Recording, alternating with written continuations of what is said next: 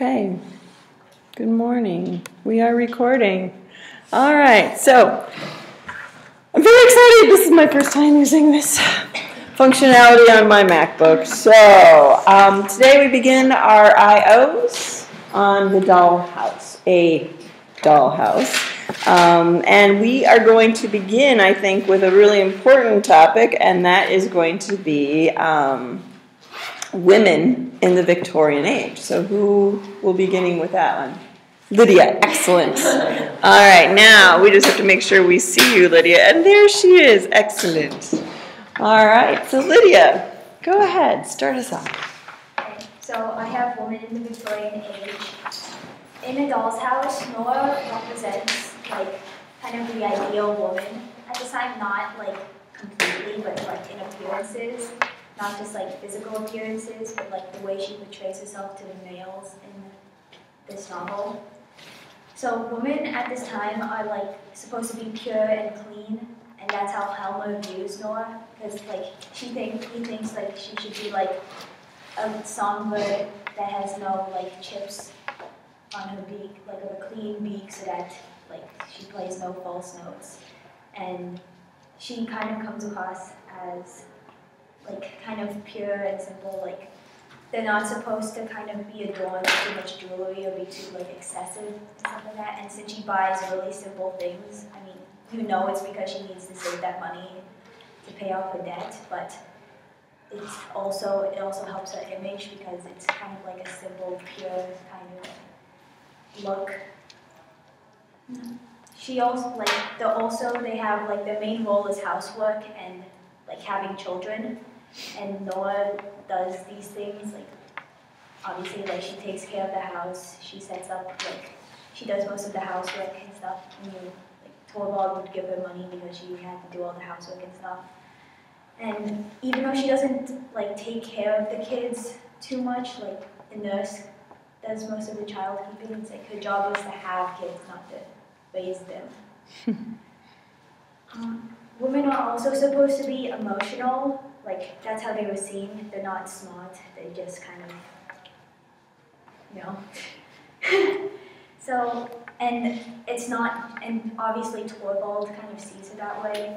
Where he's, like, when Nora says that, like, everything she thinks of seems to be silly, and it's all like, oh, you finally acknowledge that. It's kind of like, you can't think because you're a woman.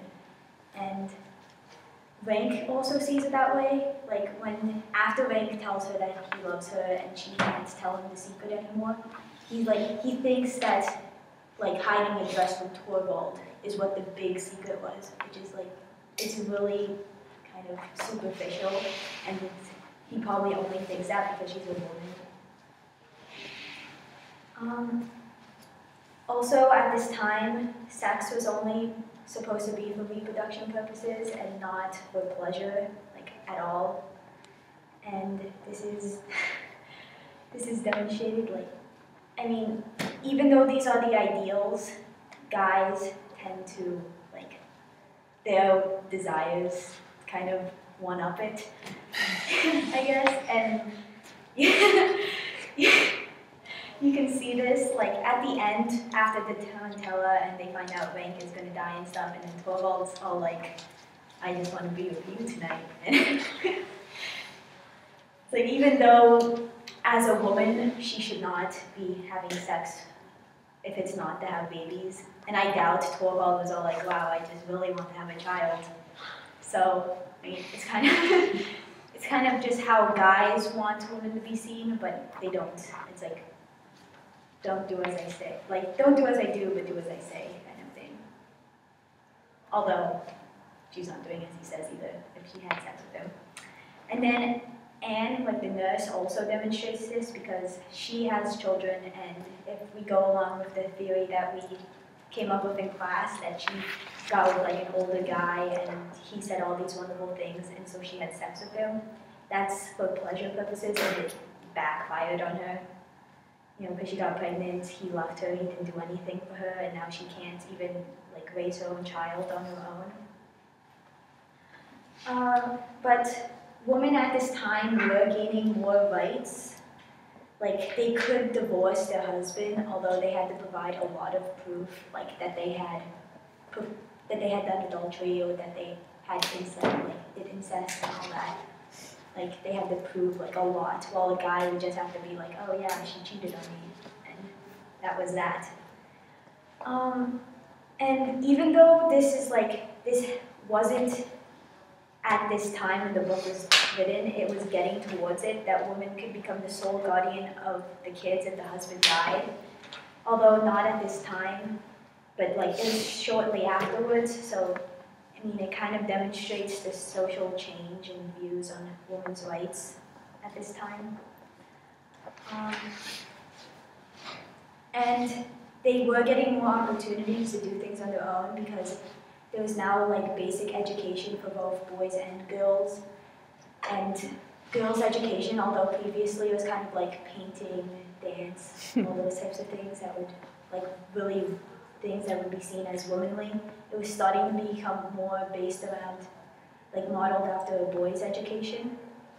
And women could now like go to college and get degrees, although there were like few colleges that actually allowed that, and they didn't gain full acceptance until the 20th century.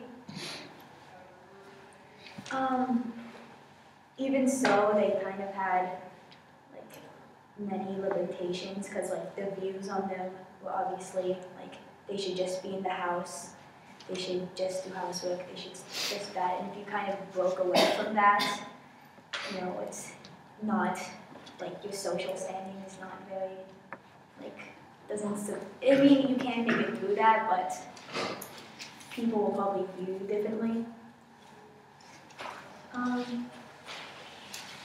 And in a doll's house, like, for Nora to do what she did, to just, like, leave Torvald, obviously, I mean, she had the right to at this time, but, like, you saw how Torvald reacted. He was all like, are you going to give up your duty as a mother, as a wife? Like, and, I mean, she could, but not very well viewed upon.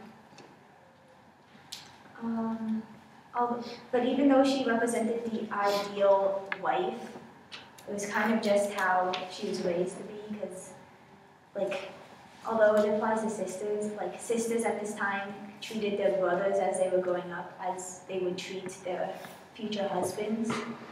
And although she didn't have a brother, it's, like, in this particular sense, it's kind of talking about her father, and, like, how she traded her father for Torvald and all that. And for Mrs. Lindy, she kind of took care of her family, took care of her brothers, and now that Cox has her, he's all like, she's like, I want to take care of you and your family.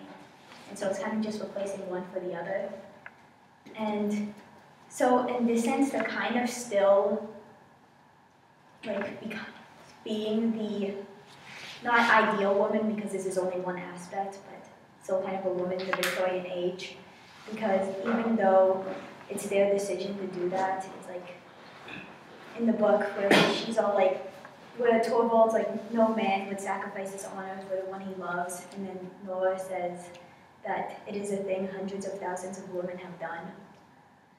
Like, it's kind of like women are still giving up their rights and their pride for that of their husbands. And although Nora breaks away from that and kind of tries to like make full use of her rights as a woman at this time, like Mrs. Lindy obviously doesn't. And so I think that Mrs. Lindy kind of represents someone, like she's not the ideal woman because she's obviously a widow and she's more independent and works hard and stuff, and that's not really characteristic of an ideal woman. But then she still follows a lot of the like set rules for women, while Noah was like the ideal woman, but like she wasn't actually like individually, she still like had that huge debt, went behind her husband's back, lied, and in the end she completely broke free of her duties as a mother and a husband, even though that'd be like really, really bad at this time.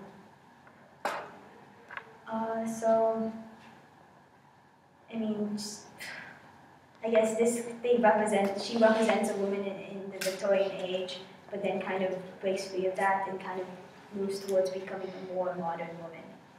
While Mrs. Lundy would kind of represent, like, not the ideal woman, but like the average woman. Okay, thank you.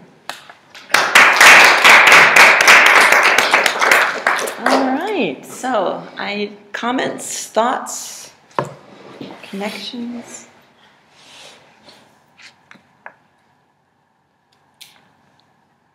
I like the way that you made the connection between like how Nora like dresses and has their house like furnished very simply. I mean like comfortably but still simply, and I think that was a good connection to not trying to appear too extravagant at that time.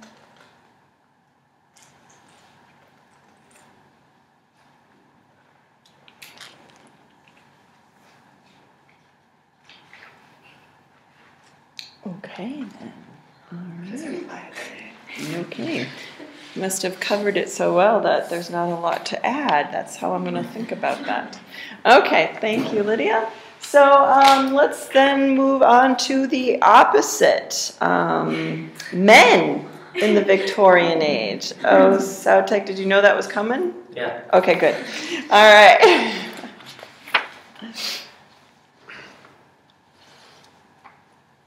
Whenever you're ready. Okay.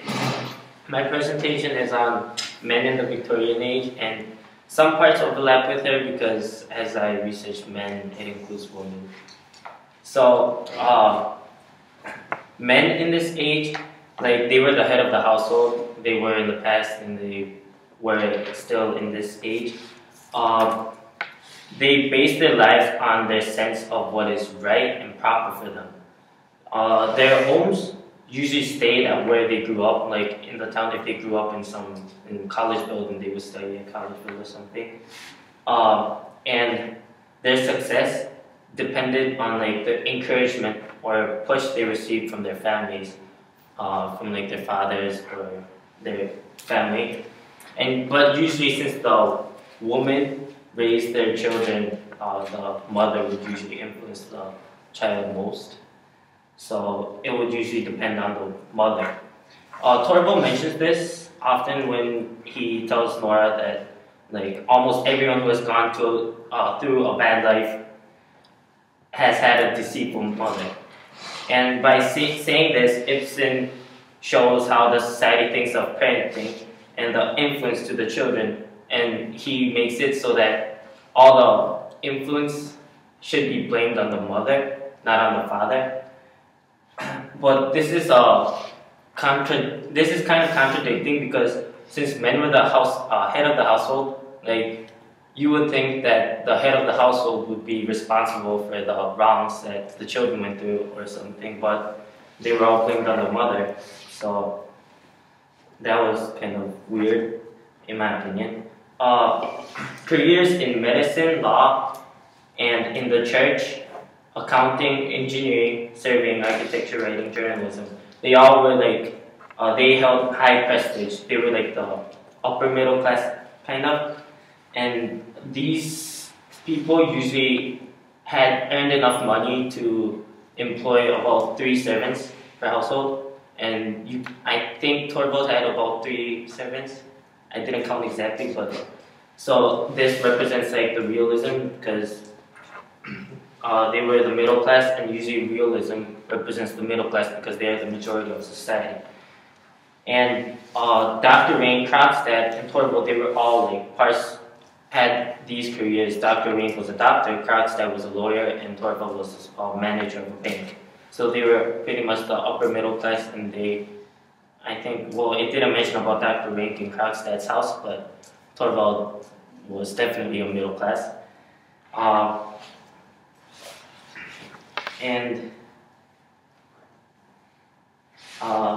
So like these 3 men, usually people would hang around with the people from their same social status, and Dr. Rain, Krogstad, and Torvald, although Krogstad and Torvald weren't like really friendly, they would all socialize together, or they would be like they would be meeting, they would go to each other's house, and that kind of stuff really happens to the same social status. So you can see that in the book, as Dr. Rink always visits Torvald every day. Parenting a child was like considered to be being a woman, but parenting was defined as a Victorian man's commitment to his home and family. So this is also a contradiction in the society, because parenting, since that's considered vital to the vital to a Victorian man, but it was considered to being like a woman, like a man should have to parent his children, but then the society would think of him as a woman. So, so Torvald, I think he views that how the society views him more important than the laws or the high prestige, because Torvald, he does not parent his children as far as we can see in the book, and because of that, since a Victorian man was supposed to parent his children, but since he didn't want to look like a woman, I think he thought more importantly of how people looked at him.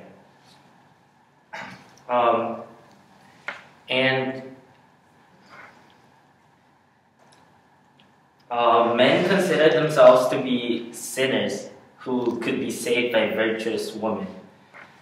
This could be applied to why Torvald is so sad when Nora is leaving him, if you view him to be kind of critical, to view him kind of badly, because Torvald doesn't love Nora according to Nora, but he needs to be free from sin, and that can be done by being saved by a virtuous woman. So if Nora leaves, then Torvald would not be freed from sin. So I think Torvald might have wanted Nora not to leave just because he wanted to be saved. He didn't want to be a sinner, and he hates sinners. Like you can see when Krogstad forged the name, he really did not like that. And this might be why Krogstad wanted to marry Mrs. Hellman, because he was a sinner himself and he needed to be freed. So overall, men did not want to be woman-like, and so they were considered to be superior to women, because being woman-like was an insult, kind of. So, like, their ideal was to be having those careers that I mentioned before, and being like a man, not having the woman's job, but being like a man. And their limitations were the contradictions in the society. Like they were supposed to parent their children, but they would be viewed as women or inferior, kind of. So they couldn't do a lot of acts because there would be contradictions. So. Okay, thank you. Sotek? All right, so thoughts on men in the Victorian age, or ideas that Sotek brought up? I like the parenting being a vital part, but also like being a woman. Mm-hmm. I mean, I don't like that, but... It's interesting. Something I never would have, like, I guess now in our society, like, if a dad has to parent the kids, it's like, I don't know, some women view that as really, like, they like to see that. They like to see a guy who's really good with his kids. I know, like, right now, the guy that my mom's dating, she's commented, 5-6 times. He has kids that are, like, freshman and junior in college, and she's just said, like, the way that he interacts with them, I can just tell he's a really good parent. And, like, that's a good thing now. And, then it wasn't. Good point that parenting, the definition of what it means to be a parent, has changed over time and place. Parenting in China or South Korea might be viewed differently than parenting here in the United States. So parenting in the South or in rural areas might be different than parenting, what it means to be a good parent. So your setting is important too. I wanted to ask about the whole distinction you made about men were sinners who could be saved by virtuous women. Sautek, you also noted that perhaps that's why Torvald is so upset that Nora wants to leave. But then you also said he hates sinners. And so isn't Nora a huge sinner in that sense that, you know, morally she has broken all the rules? But since she considers like how the society looks at him, Yes. the society doesn't know Nora is a sinner. So. Aha, yes. So I would totally agree that this concept of appearances during this time for men and women are so important. Your reputation is critical to your stature in the community, as shown by the contrast between Krogstad and Torvald. I could also see Noah as virtuous because he's all like, oh, you're just a woman, you didn't know any better, and it's just your love for me. Absolutely, because women aren't capable of thought, right? So at this time, they're not considered to be. They're run by emotion. It was an emotional. You were an emotional vessel, not a intelligent one.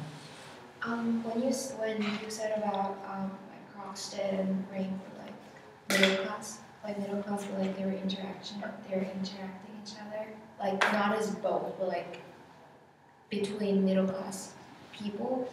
But for Krogstad, like he came to like Helmer's house, but can it be seen as interacting? Because that's not like a threatening thing. But he would kind of not be threatening Torvald. It doesn't really mention as a dialogue, but I think, he would probably go to beg Torvald to keep his job. But since, like, I don't think, I haven't worked yet, so I don't know, but I don't think people really go to their boss's house or anything.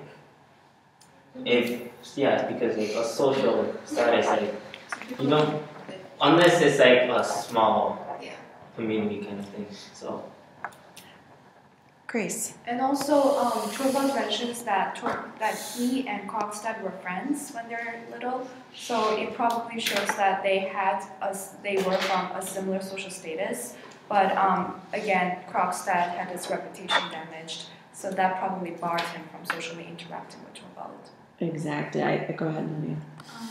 And even when like Krogstad does go to the Helmer household, he still bows to Nora, even though like women are not as superior as men, and he's threatening her. So it's like they're probably higher up social status wise because he still has to bow. Yeah. Well, we talked about this. It was interesting because in your class we saw that as maybe him being respectful to her, or just the right thing to do as a gentleman society at that time. The other class saw it as him just being duplicitous and, kind of almost snubbing her by doing that because he's just blackmailed her. So, depending on how you interpret that.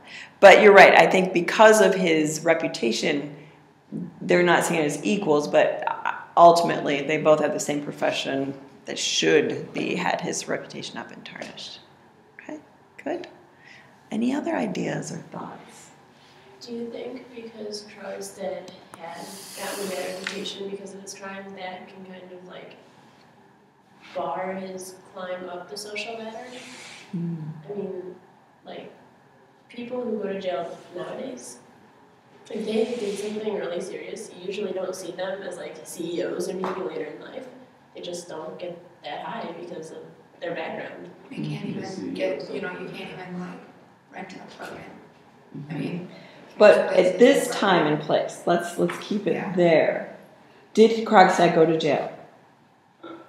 No, he avoided going to jail, but everybody knew about it. So based on how morally superior society was at this time, it's a great question, Elizabeth. Is he really going to be able to truly move up the ladder and obtain the position he really wants, which is Torvald's?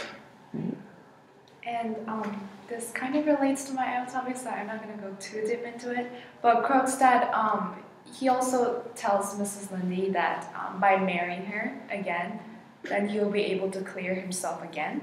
So I think that serves as a definite clue about the no dress society of that time. Being a widow was not a really good thing. Mm-hmm. And it relates to what Sautek had said today in his IO about being saved by a pure woman. Right. Right? Okay. All right. Well, we're going to end it here today. And